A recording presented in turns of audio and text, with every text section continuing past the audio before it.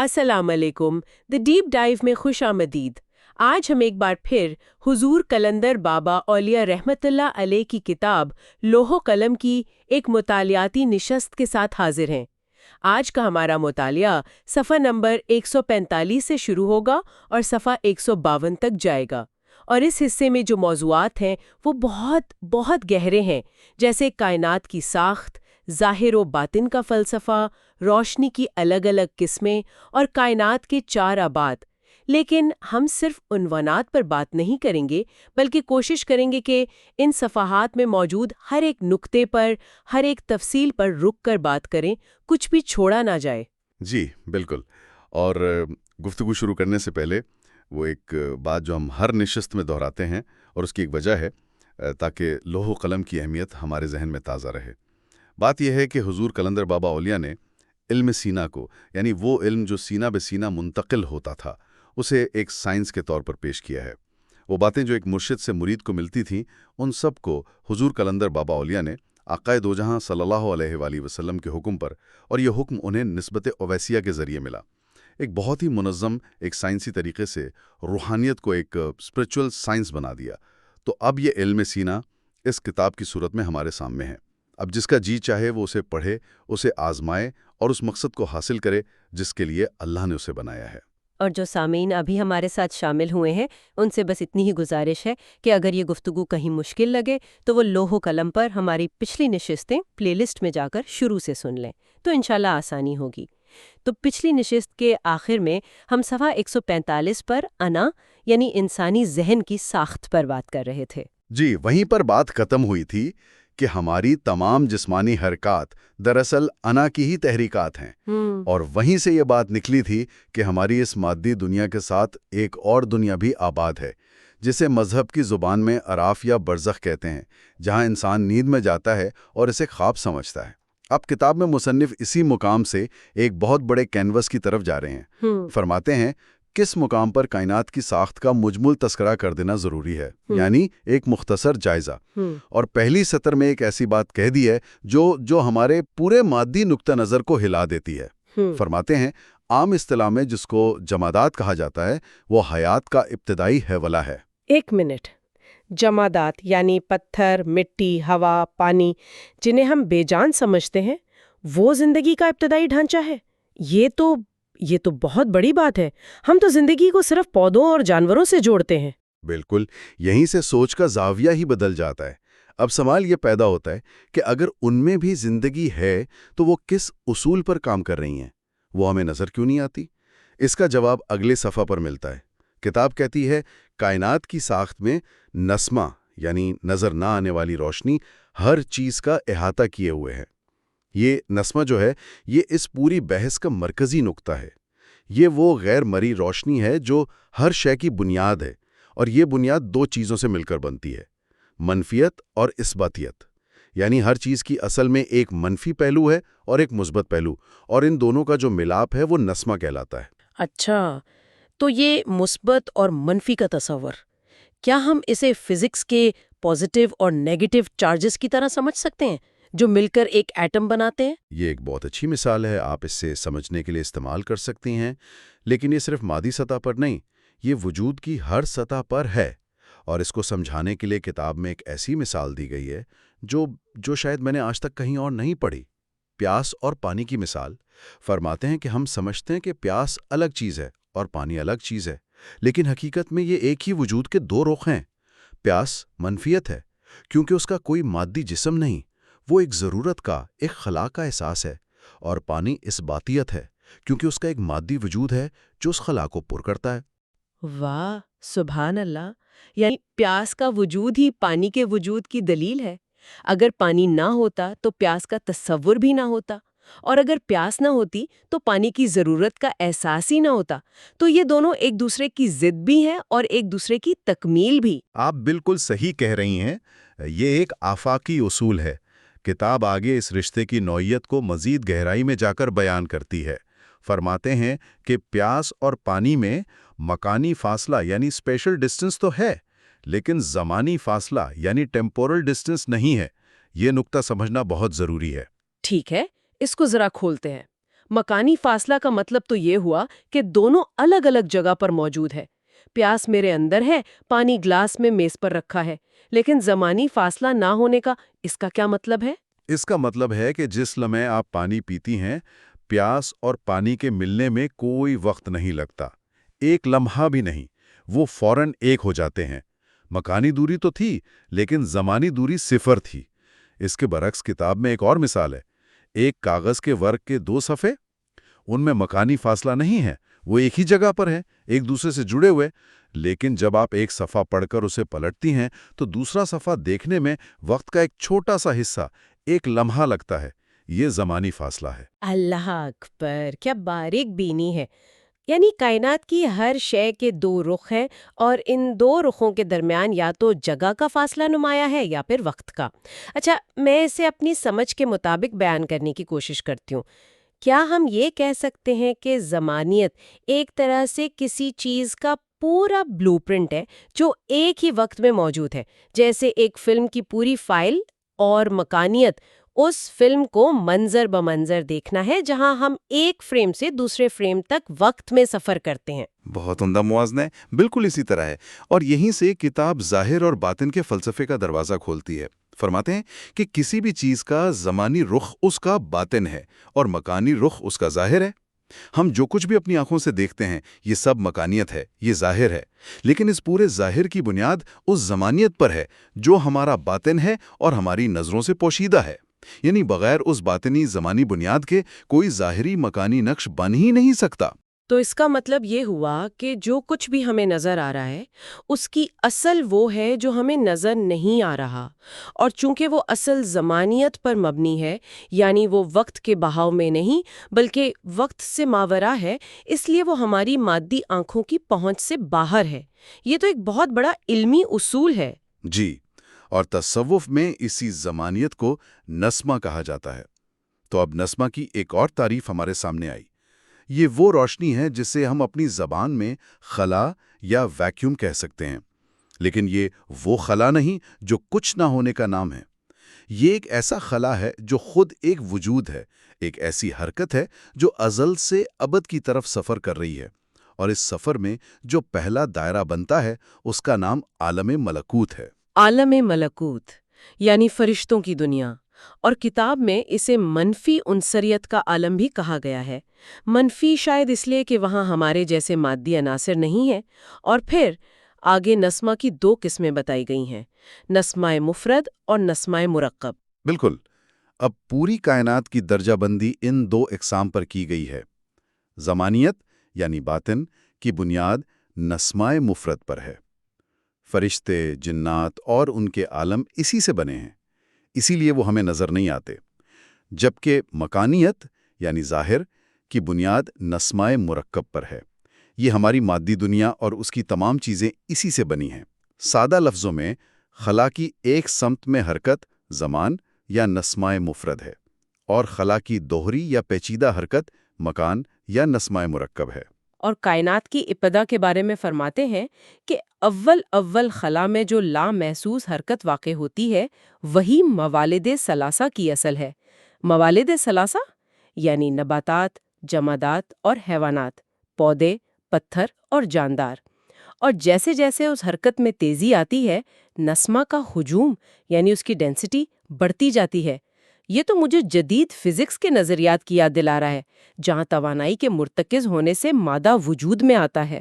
آپ نے بہت خوبصورت نقطہ اٹھایا ہے۔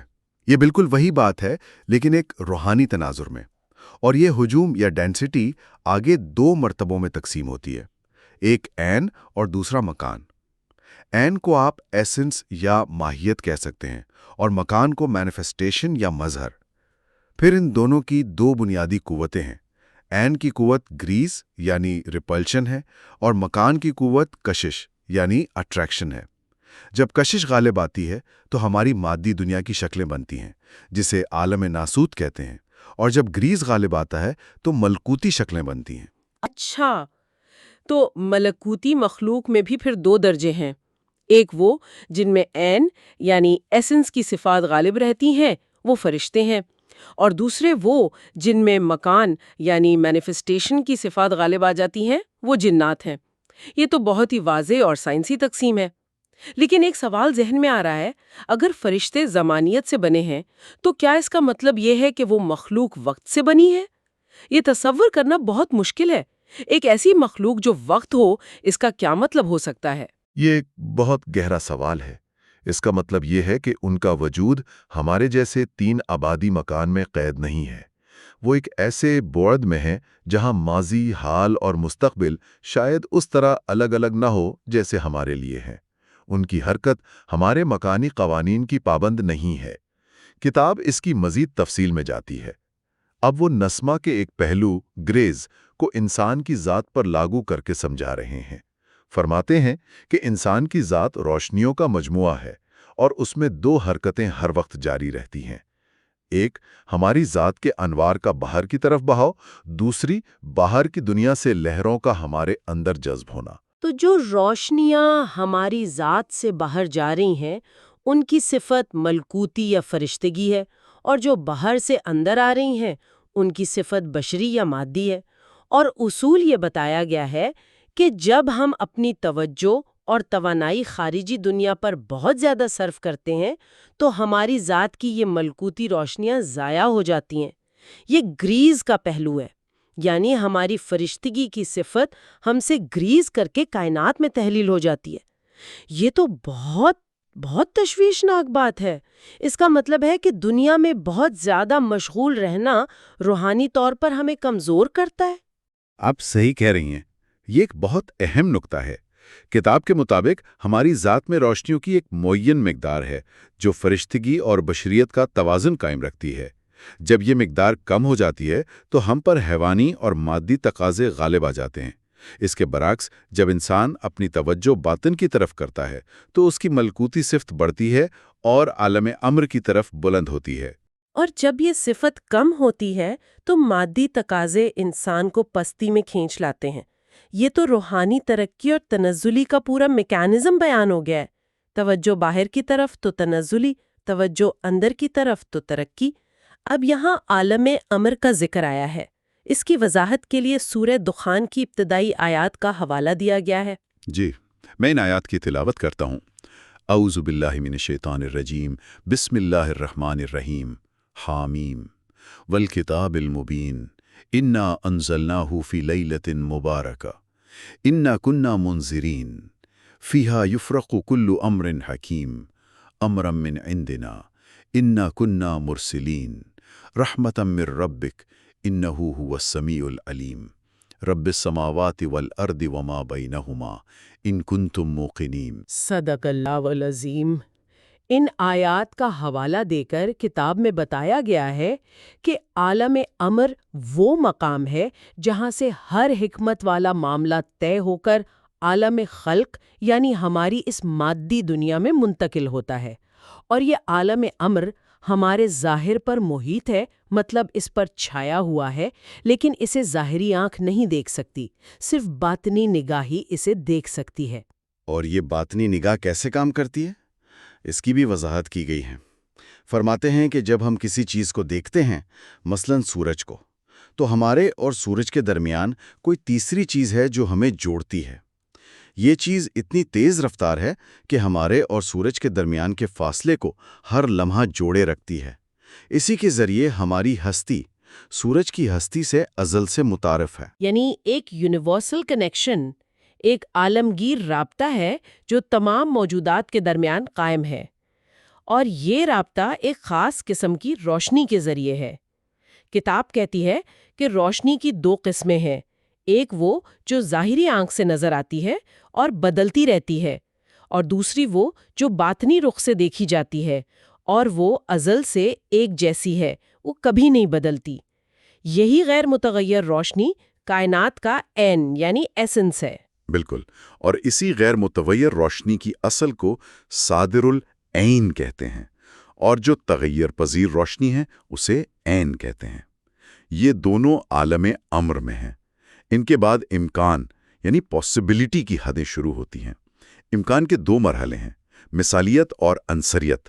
مثالیت روشنی کا وہ جسم ہے جسے باطنی نگاہ دیکھ سکتی ہے، اور عنصریت وہ جسم ہے جسے ظاہری نگاہ دیکھتی ہے۔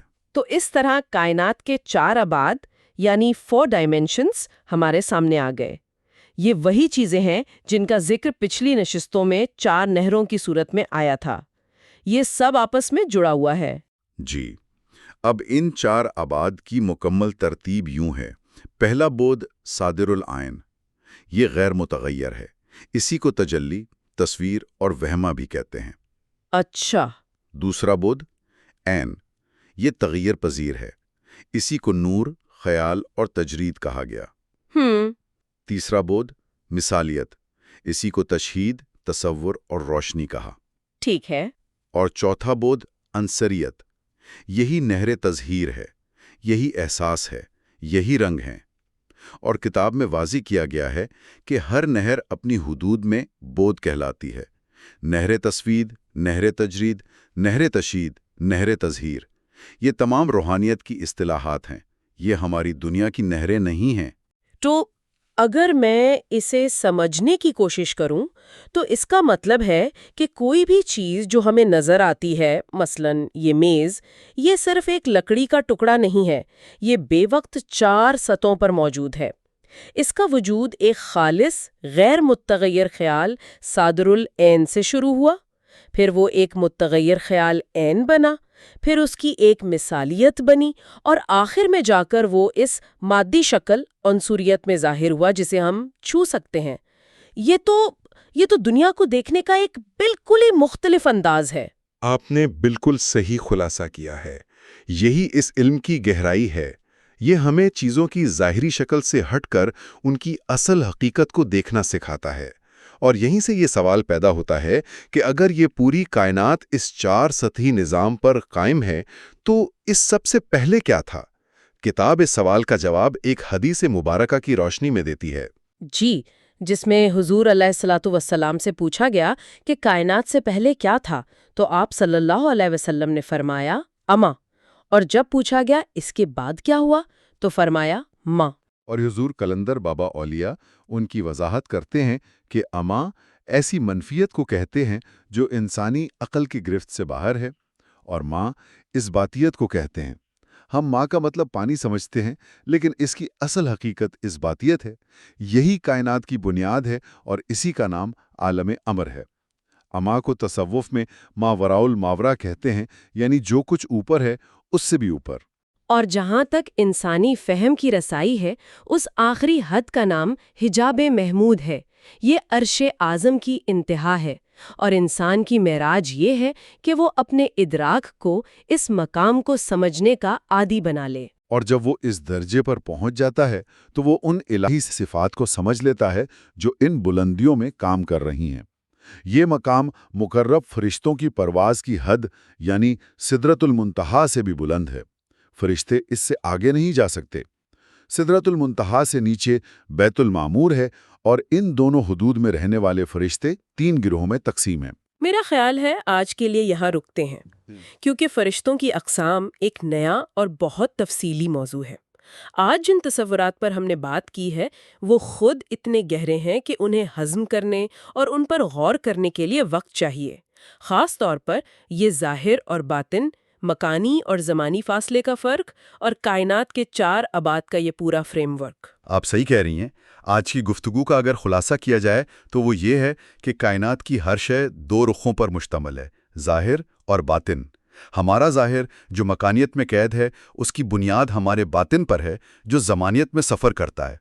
اور اس پورے نظام کو سمجھنے کی کنجی نسمہ یعنی اس غیر مرئی روشنی کو سمجھنا ہے جو ہر شے کی اصل ہے۔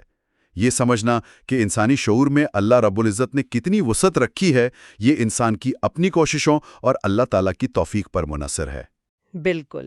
اور جو سامعین یہاں تک ہمارے ساتھ رہیں اور اس گہرے علم کو سمجھنے کی کوشش کی، وہ اپنے آپ کو ایک تحفہ ضرور دیں۔ اگر چائے پسند ہے تو ایک کپ چائے پئیں اور اپنے ذہن سے کہیں کہ تم نے یہ سمجھا ہے، یہ تمہارا انعام ہے۔ اس سے نفسیاتی طور پر ہمارا ذہن نئی اور مشکل چیزوں کو سیکھنے کے لیے تیار ہوتا ہے۔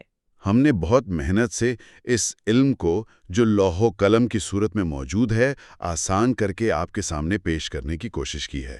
اب آپ کا کام ہے کہ کتاب کو کھولیں، پڑھیں اور اس کو اپنے اوپر لاگو کریں۔